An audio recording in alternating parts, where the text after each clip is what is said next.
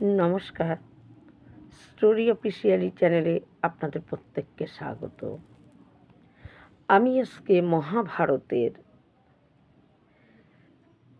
জয়দ্রথ বধ সেই কাহিনীটি আমি বলার চেষ্টা করছি। জয়দ্রথ ভীষণ শক্তিবান এবং ভগবান শিবের তিনি তপস্যা করেছিলেন যে তিনি ভগবান শিবের কাছে পাণ্ডবদেরকে হারানোর জন্য তপস্যা করেছিলেন। কিন্তু ভগবান শিব জয়দ্রথকে বলছে, পাণ্ডবদেরকে তুমি হারাতে পারবে না। কিন্তু তুমি এত তপস্যা করেছ, তার জন্য ভগবান শিব তাকে বলছে, তুমি মাত্র একদিন পাণ্ডবদেরকে হারাতে পারবে। একদিন তোমার মনের ইচ্ছার জন্য এই তপস্যা করছে, তার জন্য একদিন সে তুমি যুদ্ধে যেদিন ইচ্ছা বা যখন ইচ্ছা তুমি সেই দিনটাকে তুমি বেছে নিতে পারো, আর সেই দিনই তুমি পাণ্ডবদেরকে হারাতে পারবে।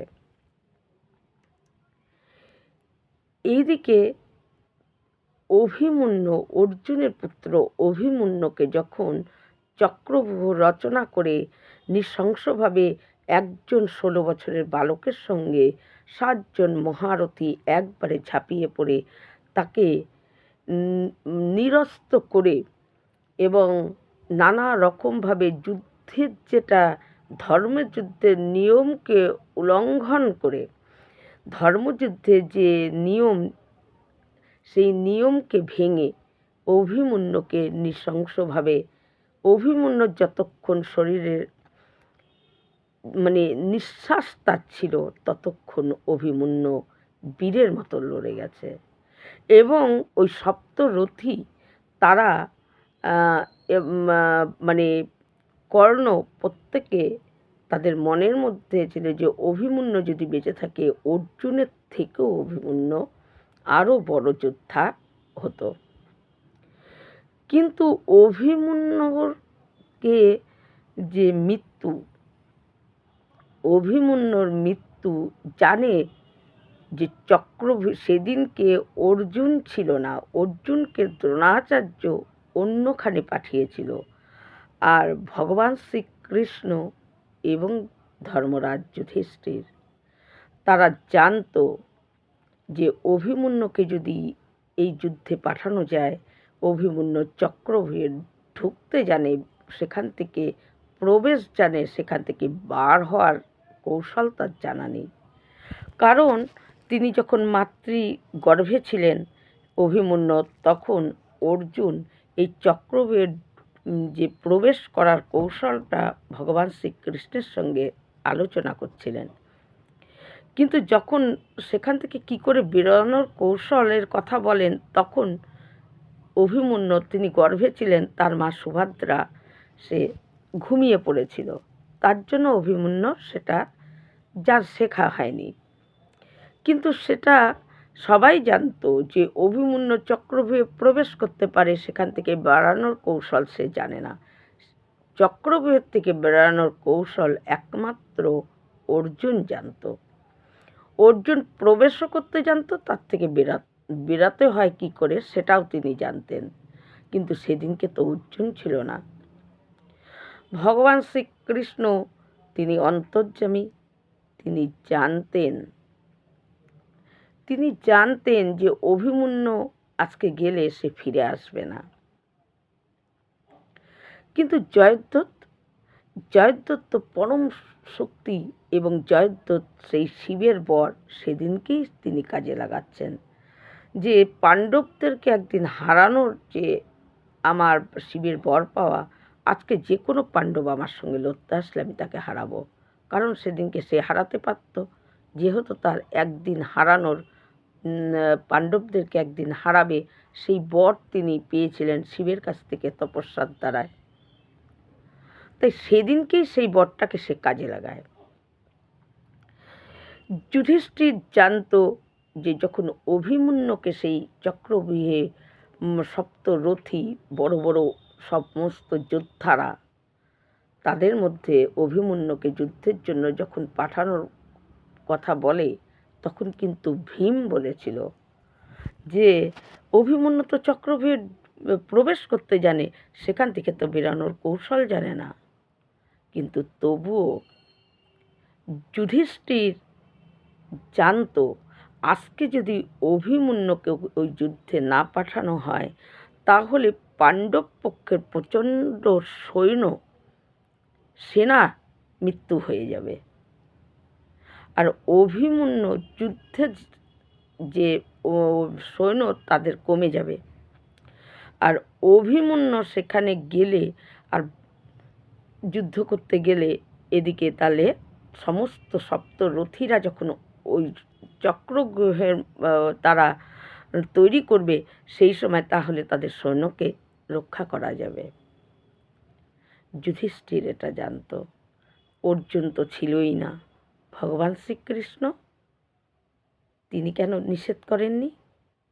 তিনি নিষেধ করেননি যে অর্জুনকে দিয়ে যে কুরুক্ষেত্রের যুদ্ধে এই বড় বড় সপ্তরথীগুলোকে অর্জুনের হাতে তাদের মৃত্যু আছে, কিন্তু তাদেরকে মারার জন্য অর্জুনের যতটা উত্তেজিত হওয়া দরকার যুদ্ধে, যে প্রধান যাকে দিয়ে যুদ্ধ করাবে, সেই যে যোদ্ধা সেই যদি দুর্বল হয়, তাহলে কি করে সেই যুদ্ধে জেতা যায়? তাই অর্জুন যাতে উত্তেজিত হয়ে যায় এবং অর্জুন যাতে এই বড় বড় সপ্তরথীদেরকে মারার সময় তার হাত না কাঁপে, তার যেন সর্বস্ব ইচ্ছাই হয় যে তাদের মৃত্যুর প্রতিশোধ নেওয়ার। তাই অর্জুন পুত্রের এই আজকে যুদ্ধে যাওয়াটা দরকার। অর্জুনকে উত্তেজিত, অর্জুনকে প্রতিজ্ঞাবদ্ধ, অর্জুনকে মানে পরম যোদ্ধাভাবে যুদ্ধ করানোর জন্য আজকে অভিমন্যুকে চক্রব্যূহে ঢোকানো বিশেষ দরকার। তাই অভিমন্যু মাত্র 16 বছর, কিন্তু অভিমন্যু বেঁচে থাকলে তিনি অর্জুনের থেকেও বড় যোদ্ধা হতেন। কিন্তু অভিমন্যু বীর ভাবে তিনি যুদ্ধে প্রবেশ করেন এবং জয়দ্রথ তিনি চক্রব্যূহের যে প্রবেশদ্বার সেখানেই তিনি দাঁড়িয়ে আছেন, যে আসবে পাণ্ডবদের মধ্যে, আজকে তো আমার বর আছে যে আজকে আমি হারাতে পারবো, যেই আসবে তার সঙ্গে যুদ্ধ করে পাণ্ডবদেরকে হারিয়ে দেব। তাই অভিমন্যু যখন চক্রব্যূহে ঢুকে এবং অভিমন্যুর মৃত্যু হয়ে যায় এবং বীর ভাবে সে অন্তিম শ্বাস অবধি তিনি লড়ে গেছেন অভিমন্যু সপ্তরথীর সঙ্গে, বড় বড় 7 জন যোদ্ধার সঙ্গে। কিন্তু অভিমন্যুর যখন মাটিতে পড়ে যায়, মৃত্যু হয়ে যায়, তখন অর্জুন যখন যুদ্ধ করার জন্য তিনি গিয়েছিলেন,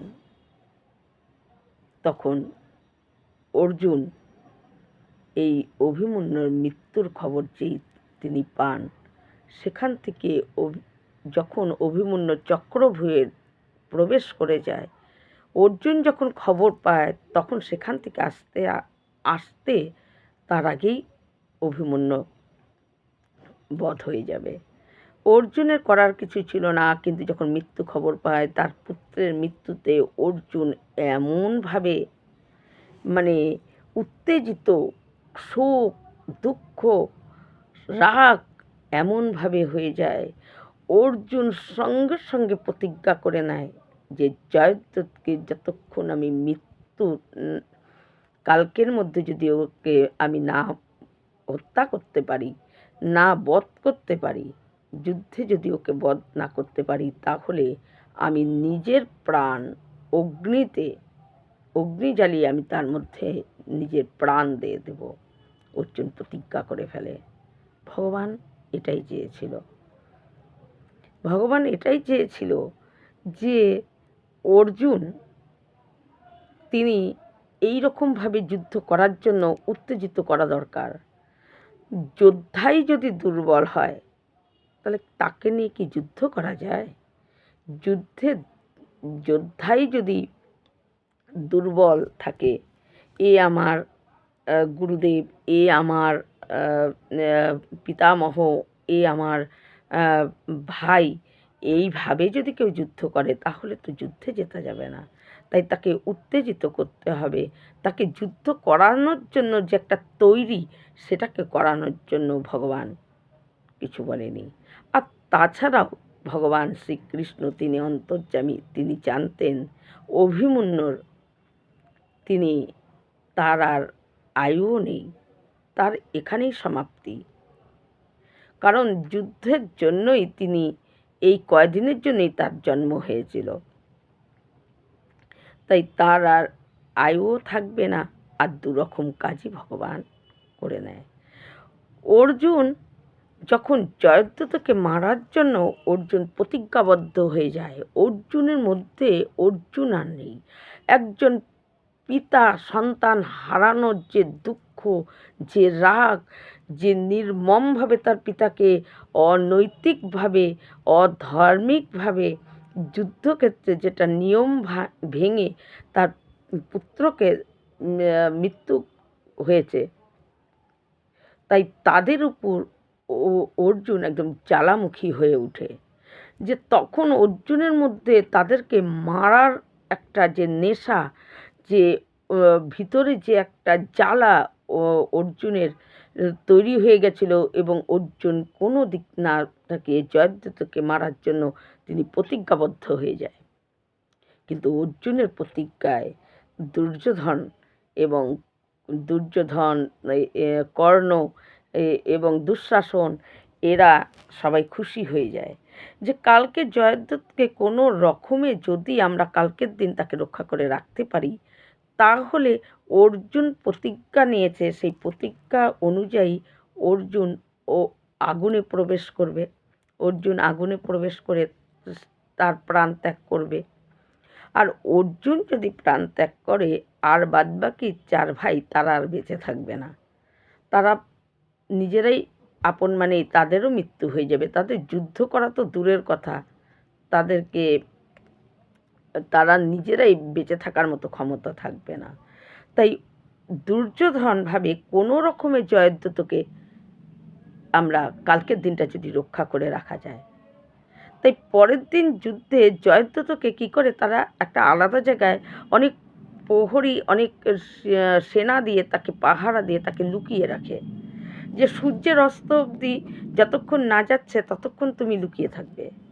সূর্যের অস্ত চলে গেলে তারপর তুমি বেরাও, আর তোমার ভয় নেই, তোমাকে আর কেউ মারতেও পারবে না। আর অর্জুন কথা মতো, প্রতিজ্ঞা মতো অর্জুনই তার অগ্নিতে প্রাণ দিয়ে সে তার মৃত্যু হয়ে যাবে। আর আমাদেরকে তখন গোটা পৃথিবী আমরা সমস্ত ভোগ করব। আমরাই সর্বেসর্বা, আমরাই গোটা পৃথিবী ভোগ করব। আমাদের আর কারোর সঙ্গে যুদ্ধও করতে হবে না, সমস্ত ভোগের অধিকারী হব আমরা, কেউ আমাদেরকে বাধা দেওয়ার নাই। আর অর্জুন যদি প্রাণ ত্যাগ করে 4 ভাই বেঁচে থাকবে না, তাই যুদ্ধেরও কোনো প্রয়োজন নেই, আমরাই সর্বেসর্বা। তাই জয়দ্রথকে কোনো রকমে এই সূর্য অস্ত অবধি তাকে লুকিয়ে রাখতে হবে। এই রকম করে যখন জয়দ্রথকে তারা সবাই আড়াল করে লুকিয়ে রাখে, পরের দিন এদিকে বড় বড় মহারথীরা কর্ণ, দুর্যোধন, দুঃশাসন এবং দুর্যোধন কর্ণকে বলে, কর্ণ আজকে তোমার ভালো করে যুদ্ধ করো। দেখো আজকের দিনটা যদি যুদ্ধ করে এদেরকে সঙ্গে লড়া যায় এবং জয়দ্রথকে যদি আমরা রক্ষা করতে পারি, তাহলে কিন্তু আজকে যুদ্ধ মানে আর আমাদের যুদ্ধই করতে হবে না। অর্জুন প্রাণ চলে যাবে, 4 ভাইয়ের মৃত্যু হয়ে যাবে, দুর্যোধন আর সব ভোগ করব আমরা, সমস্ত পৃথিবীর সমস্ত সব কিছু আমাদের, আমরাই সব ভোগ করব। অর্জুন কর্ণ দুর্যোধনের কথা বলে যে আমার শরীর তো ক্ষত বিক্ষত হয়ে গেছে, কিন্তু তবু আমি চেষ্টা করব। আমি চেষ্টা করব, আমি যতটা শরীরের শক্তি দিয়ে হোক আমি যুদ্ধ করব। এইভাবে পরের দিন সকালে সবারই সূর্যের দিকে লক্ষ্য, যে কতক্ষণে সূর্য দ্রুতগতিতে কৌরবদের অস্ত্র যাবে, আর পাণ্ডবেরা চেষ্টা করছে যে সূর্য যাতে ধীরে ধীরে যায়, যতক্ষণ অর্জুনের প্রতিজ্ঞা পূর্ণ না হয় ততক্ষণ যেন সূর্য অস্ত না যায়। জয়দ্রথকে লুকিয়ে রাখে, এদিকে যুদ্ধে আসে অর্জুন। সকাল হতেই তার গান্ডীব্য হাতে নিয়ে অর্জুন জ্বালামুখীর মতন, ভগবান শ্রীকৃষ্ণ তিনি সারথি, তাকে আদেশ করে জয়দ্রথের কাছে আমার রথ নিয়ে চলো, আমি জয়দ্রথের সঙ্গে যুদ্ধ করব, আমি তাকে বধ করব। কিন্তু অর্জুনের প্রতিজ্ঞা, ভগবান জয়দ্রথ কোথায়? জয়দ্রথ তো লুকিয়ে রেখেছে। অর্জুন প্রত্যেকে যুদ্ধ করে, কিন্তু যুদ্ধ করতে করতে ভগবান দেখে সূর্য আস্তে আস্তে বেশ অনেকটা চলে আসছে। মধ্যভাগে সূর্যের থেকে সূর্য আরও এগিয়ে যাচ্ছে। ভগবান মায়া যোগে সূর্যকে তিনি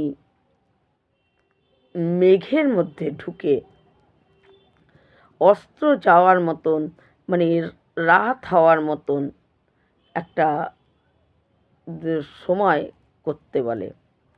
ভগবানের আদেশে সূর্যদেব তিনি কি করেন, মেঘের আড়ালে এমন করে ঢুকে প্রত্যেকের মনে হচ্ছে যে সন্ধ্যা হয়ে গেছে, সন্ধ্যার অন্ধকার ছায়ে গেছে।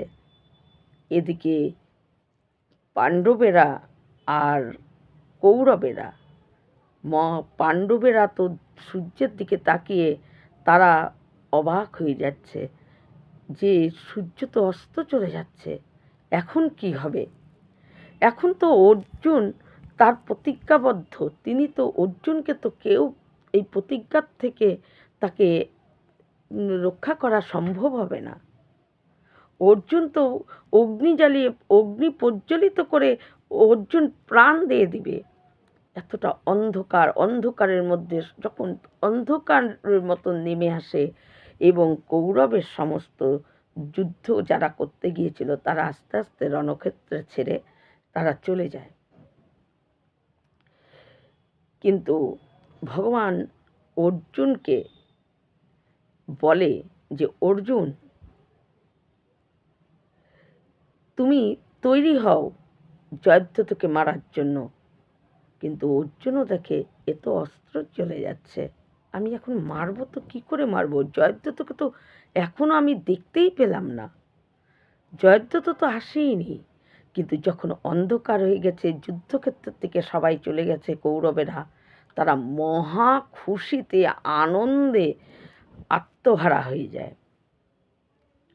আত্মহারা হয়ে সবাই মিলে সূর্যের দিকে তাকিয়ে থাকে যে দেখো সূর্যের অস্তে চলে গেছে। জয়দ্রথ আনন্দে সে ওই তাকে যে পাহারা দিয়ে লুকিয়ে রাখছিল সেখান থেকে বেরিয়ে জয়দ্রথ সূর্যের দিকে তাকাতে থাকে যে সূর্য অস্ত চলে গেছে। জয়দ্রথ খুব খুশিতে সেই সূর্যের দিকে যখন তাকিয়ে থাকে, ভগবান অর্জুনকে ইশারা করে, অর্জুন, জয়দ্রথ ওই সূর্যের দিকে তাকিয়ে আছে, তুমি জয়দ্রথকে তার মাথা কেটে ফেলো, ছেদ করে ফেলো মাথা। অর্জুন তখন জয়দ্রথ যখন সূর্যের দিকে তাকিয়ে সূর্যকে দেখতে থাকে এবং মহা খুশিতে কৌরবেরা, দুর্যোধন, দুঃশাসন, কর্ণ প্রত্যেকের মুখে হাসি এবং তাদের আনন্দে আত্মহারা হয়ে যায় যে এখন অর্জুন আগুন জ্বালিয়ে তার প্রাণ ত্যাগ করবে। সেই আনন্দে যখন আত্মহারা হয়ে যায়, অর্জুন তখন গান্ডীব থেকে মহা শক্তিশালী একটা বাণ নিয়ে যখন অর্জুন ওই জয়দ্রথের গলা ছেদ করে ফেলে, অমনি ভগবান তার যোগ মায়া দ্বারায় সূর্যকে সে মেঘ থেকে প্রকাশিত করে দেয় যে আরে কৌরবেরা তারা এদিকে প্রকাশ হয়ে যায়, আবার আলোকিত হয়ে যায় যে সন্ধ্যা হতে এখনো অনেকটা দেরি। এ আমাদের কি ভ্রম! আমরা নিজে দেখলাম যে সন্ধ্যা হয়ে গেছে, সূর্য অস্ত চলে গেছে, অথচ সূর্য তো এখনো অস্ত যায়নি। এদিকে দেখে পাণ্ডবদের পক্ষে শঙ্খনাদ শুরু হয়ে গেছে। জয়দ্রথের গলা ছেদ করে ফেলেছে অর্জুন, এবং অর্জুনের প্রতিজ্ঞা অর্জুন পালন করেছে, এবং দুর্যোধনরা তখন তারা হতাশ হয়ে যায় যে এ আমাদের কি ভ্রম! আমরা নিজে দেখলাম অন্ধকার ছেয়ে আসছে, অথচ সূর্য তো অস্ত যায়নি, আমরা ভুল দেখছি।